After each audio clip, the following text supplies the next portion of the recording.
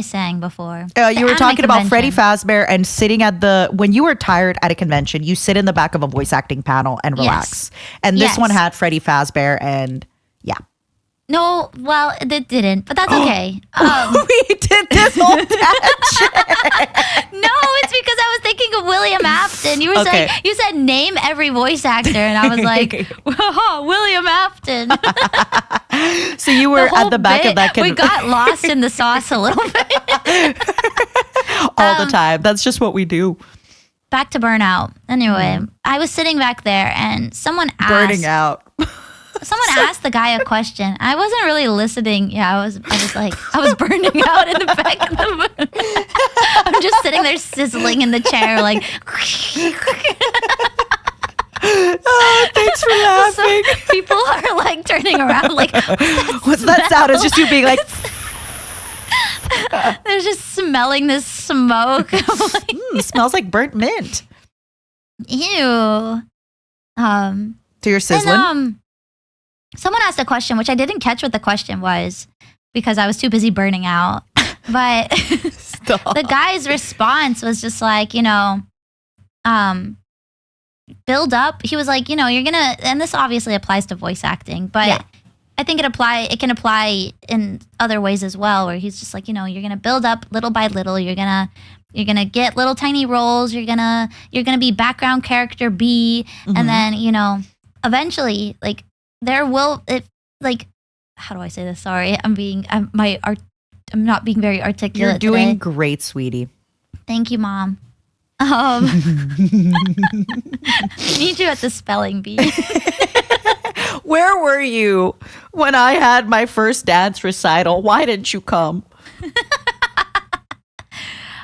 He said, like, when the moment of luck happens, you just have to grab it and and then ride it. And that kind of goes with what you said. Like, you kind of grab the opportunity when you have a really creative opportunity, and then it's okay to just glide with it and like ride it as long as you can, because I mean, for some, that's like all that they need, and that's all that, that's good enough. So I think it's like just important, and I say this, and it's kind of hypocritical of me to say this because I don't follow my own advice. Oh, keep going. I like this. Keep going. Keep going. But it's just important to remember that, you don't always have to be like brewing up the next huge thing. You don't always have to be like, okay, I did this thing. It was really great. Now I am going to one up it. How do I take a step? Don't how do you follow I go your further? own advice?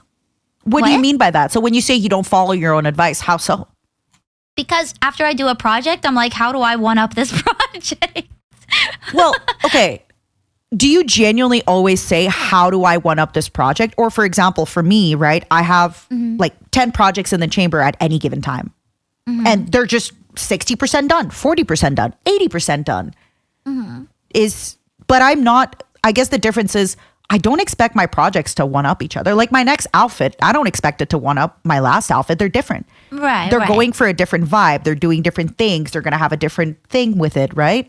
I'm not expecting to reinvent the wheel every time. Are you? Right. I like I said earlier, I like to push things creatively. So, rather for me, I feel so much more fulfilled. This explains why, I don't know how to tell you this, but this explains the what? Gotta take it easy, girl. Like, to me, there's like making a song cover, and then there's like creating a full passion project out of a song cover. You know what I mean? Like, to me, if I'm like, I want to, I don't know, like if I always want to, even if it doesn't like garner like the most views, even if it's just like, if it gets like, I don't know, nobody watches it. To me, like I at least put forth more effort. And not to say that people that put out just, a standard music, like video cover, like don't put in effort, because it's a lot to coordinate and it's a lot to put together. In and of itself. And so I think people that, organize those types of projects for themselves or for groups are like, it's really awesome, and it's, it's a lot of work.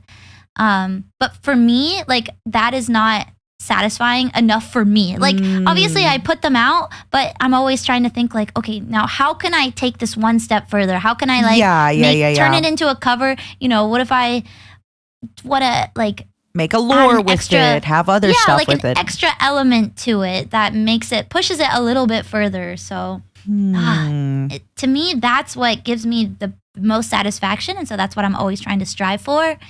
But it's just not sustainable. It's really, especially as a VTuber, when our medium is kind of limited because it's like I'm a 2D character in a screen. Like, you know, I can't do certain things at the current technology that I have. So, but you know, it's something that it's why I think my burnout happens the most, because I'm just like, oh my God, okay, I made this thing. Now, how do I do better? Further? How do I, you know, I actually really want to build off of what you said, because I do believe a lot of our audience is trying to stream, or is at least interested in content creation, or is at least interested in creative endeavors, whether they are artists or whichever. Something that I find very often, having been a much smaller creator, knowing a lot of creators who are bigger and smaller, I think it's important to do good ideas often, right? Like creativity is one of those things where the more you use it, the more creative you get. You just kind of start seeing everything, I think, a little bit more creatively. You just kind of start, it's like humor, right? If you start looking for humor, everything becomes funny. Yeah. But, and I'm actually going to call out our timestamper, Krub, for this. Krub is so creative and he has these crazy ideas. And I very often tell him, like, wait, your idea is really good. But the problem is you're going to work on this idea for 3 months. You're going to stream it. You're going to get 80 viewers. And it's amazing. 80 people watching your idea is incredible. But the amount of effort you put in is so big that then you're going to get burned out. Instead, may I recommend you tweak your idea so that it's a little bit more marketable, a little bit more creative. Maybe there's a reason that a lot of, you know, YouTube videos and stuff like that is collaborative. A lot of podcasts, a lot of this is, it's extra marketing. It's built-in marketing. And please, if you're listening, I'm not telling you, oh, don't be creative, dude. No, be creative. But I think instead of going 100% creativity, go 70% creativity and 30% marketing. I think one of the things that people kind of underestimate when it comes to these projects is a lot of marketing, is a lot of getting the word out, is a lot of getting seen by people. And again, as you and I know, there's a few, I'm sure as I say this, a few people say, well, what about this creator? Yes, I know there's maybe 1 or 2 creators that stream twice a year and they're popular. That's awesome. But for the majority of people, that is not the case. You will have to keep consistently doing some kind of work, at least at a certain level or caliber. And I think that's the easiest way to keep doing it without burning out, is just, you know, not going 100% every time. Because then you're going to be expecting from yourself 100% every time. And you can't do that. You can't do 100% every time, every week. Yes, I can. No, you can't. No, you can't. No, it's tough for me too. For example, this week I'm not streaming much and I feel really guilty. But at the same time, I have other stuff that needs to be done. Because streaming is just one facet of everything that I'm doing. I know. It's really hard, the balance in that regard, because it's just like, obviously streaming is our main thing that we do, and it's my favorite thing. What about you? Yeah, exactly. Yeah, it's the best. I know, I really love it. And so it's just like, on days that I don't stream, I'm just like, what if I just sneak a little one in there, you know? But it's it's really hard to, I mean, that's just a kind of maybe a work-life balance thing. But even sometimes other work interferes with the streaming. Like I'm just like, I have to plan this thing for this project or this thing for this event or this thing for whatever I'm conjuring up. And it's like, we're going to be done with this podcast like 10 minutes before your stream. Oh, you're right. Oh my God. You know, there's a lot of things that interfere, or maybe you get another project. Maybe, you know, it's been announced now that you're going to be participating at a concert. Yeah. You got to rehearse. You got to pick songs. Maybe there's tech check. Maybe there's, you know, like, I don't know what goes into your concert, but it's a lot of work that you have to do. And if you sing and stream all day, plus we have the podcast, that's using your voice a lot in one day. Mm-hmm. So yeah, I think about that. I have thought about that with the podcast, how especially like today, for example, I'm going to be streaming Ghost Trick after this, which is a visual novel style game. So I'm talking every character. And so I'm just like, oh my goodness, I'm going to be talking nonstop for the podcast for like an hour and a half at least. And then streaming for like 3 hours, talking nonstop there too. I'm just like, like, yeah, I think about that, especially because my throat has been kind of icky. Next time you do one of those streams, have me read with you. I'll help. Oh my God. I'll voice a few of the voices. There's a sexy lady in it. Oh my God, you would have been perfect. Ooh, she's blue. She's a blue lady. Let me know next time. Okay. I think it could be fun. Mm-hmm. Yeah. Oh my God, we're talking about voices and now my voice. Oh God.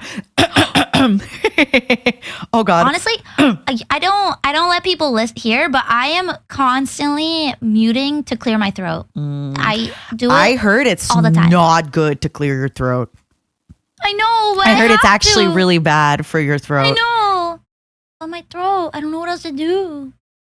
It's yeah, but back to the creative process though. I really do recommend if you are starting out, or maybe you're doing really good, but you're noticing, you know, since people do notice their numbers, their analytics, things like that. I once many years ago asked a really big streamer for their advice on this. And I talked to a lot of streamers about this, and they said, let's say you stream 8 hours a day and you're starting to notice everything's going down.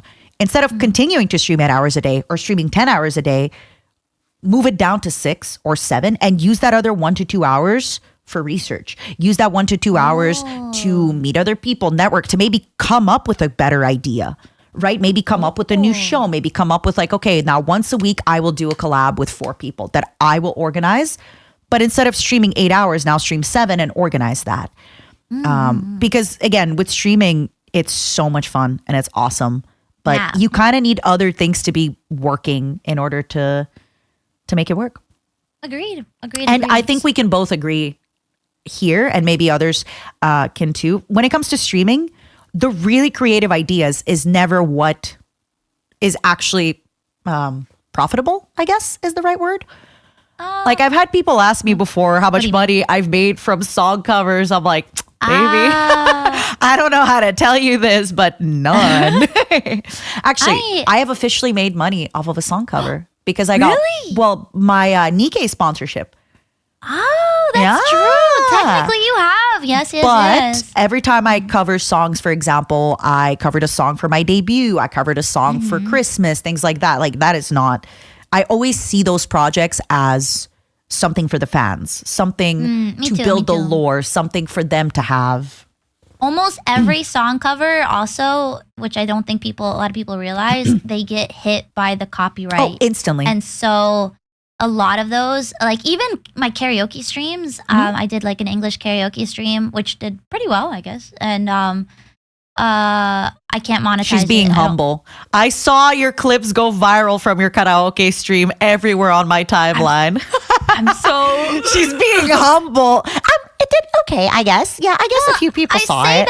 I say that because people might think like, oh, you know, she might be making good money from the views or whatever, but I don't make anything because it's been the copyright is taking all the money. So yeah. And also with song covers, every song cover I've ever put out, I've never made money on it. Even if it gets over 1 million views, even if I ask, even if anything, if I'm like, please, I've rebutted this, can I please? Nothing. Nothing. So it's kind of, you know, but you know, that's just how it is with creative projects sometimes. And it's, you know, even for like, and despite that, I think to me, like, you know, I know that in my mind. So even if I'm spending money to produce it, it's just more of a like, I feel so fulfilled just doing something more creative and doing something like I don't know. I'm very creatively motivated, I'd say. Project motivated. It's really fun. I really feel that when it comes to creativity, once you start doing creative stuff, it becomes addictive. Like I said, I already have so many other projects in the chamber that I want to do because it's just it becomes addictive. You Yeah, it just really want to keep does. going.